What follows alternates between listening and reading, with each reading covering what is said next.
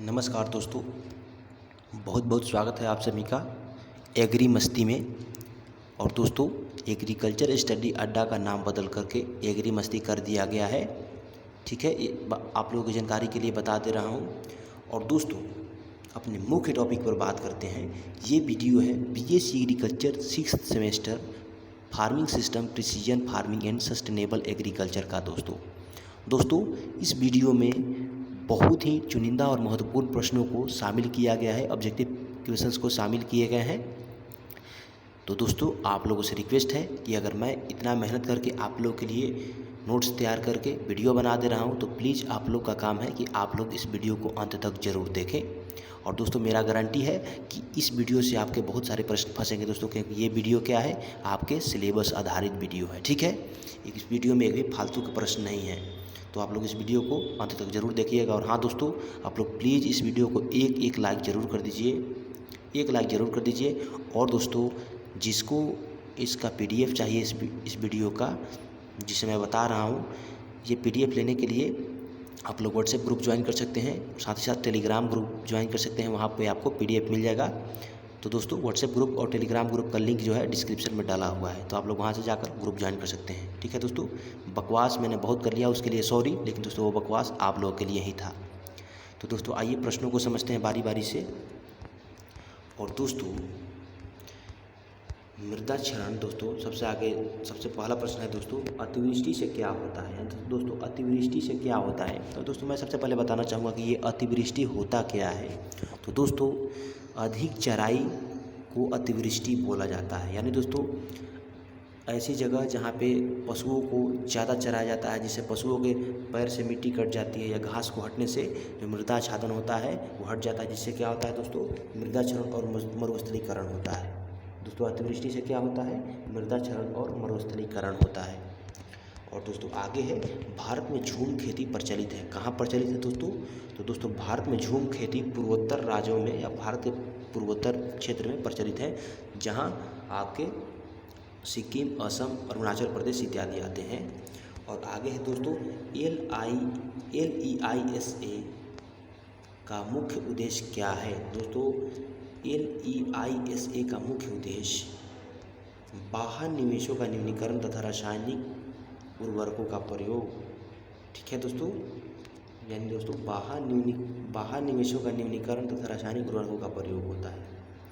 और दोस्तों आगे है, चीन में कार्बनिक खेती कानून कब लागू हुआ था। यानी दोस्तों, चीन में कार्बनिक खेती हेतु कानून कब बनाया गया था दोस्तों, तो सन 1950 ईस्वी में। आप सोच सकते हैं कि जिस समय भारत को आज़ाद हुए मात्र 3 साल हो रहा था और चाइना को आज़ाद हुए मात्र 1 साल, उसी समय से दोस्तों चीन में कार्बनिक खेती हेतु एक कानून बनाया गया था।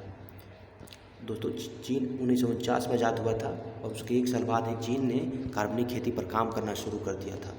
और आगे है दोस्तों, हरित क्रांति का जनक कौन है दोस्तों, विश्व में। यहाँ पर क्या लिखा हुआ है, गलती तो सबसे होती है, पर इसको आप कौन पढ़ सकते हैं। यानी दोस्तों, हरित क्रांति का जनक कौन है दोस्तों, विश्व के लिए बात किया जाए दोस्तों, तो हरित क्रांति का जनक डॉक्टर नॉर्मन ई बोरलॉग है। ठीक है, और आगे आइए दोस्तों, आगे है IOM का पूरा नाम क्या होता है दोस्तों, यानी दोस्तों फुल फॉर्म ऑफ IOM। तो दोस्तों, IOM का फुल फॉर्म होता है इंटीग्रेटेड ऑर्गेनिक मैनेजमेंट। ठीक है दोस्तों, इंटीग्रेटेड ऑर्गेनिक मैनेजमेंट।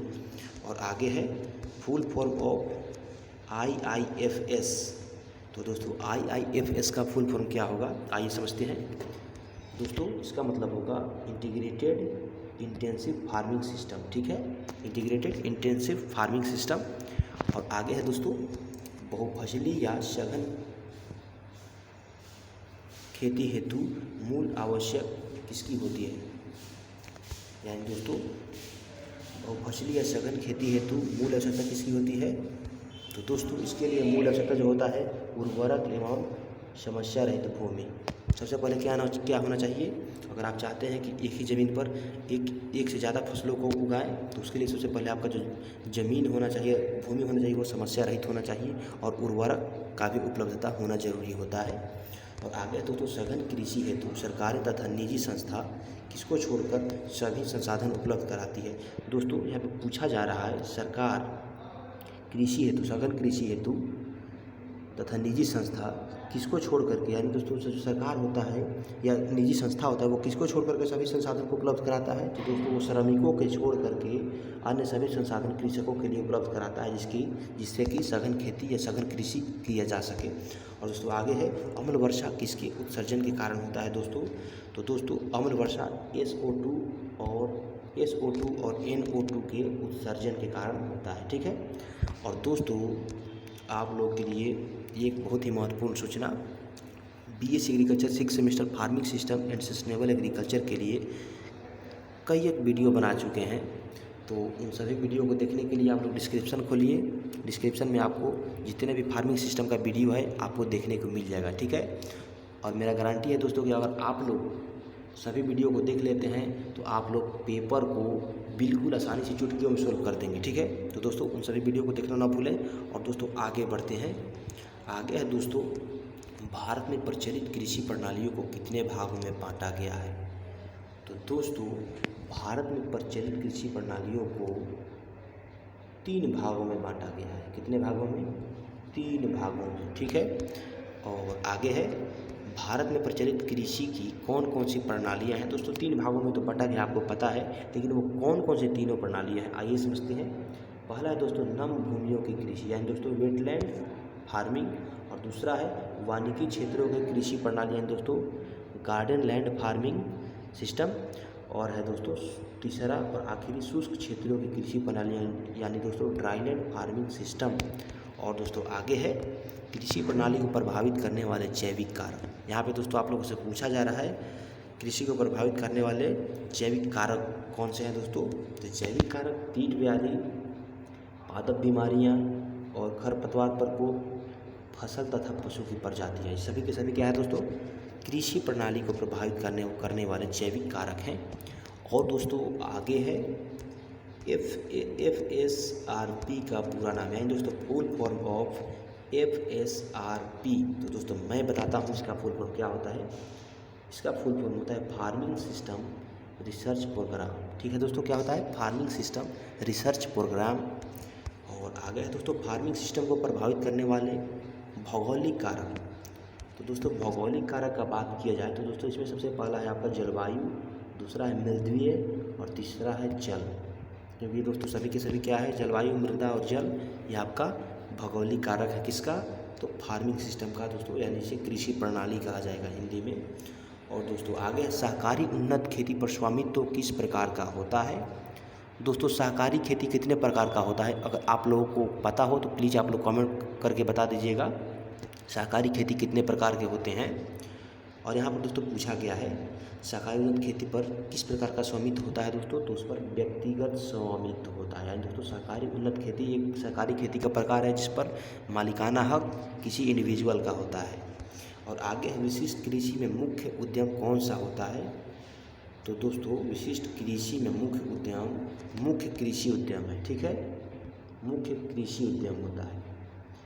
और दोस्तों आगे देखते हैं 2 मुख्य फसलों यानी 2 मुख्य फसल ऋतुओं के मध्य एक कम समय में तैयार होने वाले क्रॉप को क्या कहते हैं दोस्तों, तो दोस्तों उसको कैच क्रॉप कहते हैं। और दोस्तों जैसा कि मैं आप लोगों को उदाहरण के लिए बता दूं, 2 मुख्य फसल ऋतुओं के समय के मध्य एक कम समय के में तैयार होने वाले फसल को उगाना क्या कहते हैं दोस्तों, उसको कैच क्रॉप कहते हैं। आप लोग देखे होंगे आमतौर पर मूंग की खेती करते हुए, जो कि रबी फसल के कटाई के बाद और खरीफ फसल से बुआई से पहले उसको तैयार कर लिया जाता है।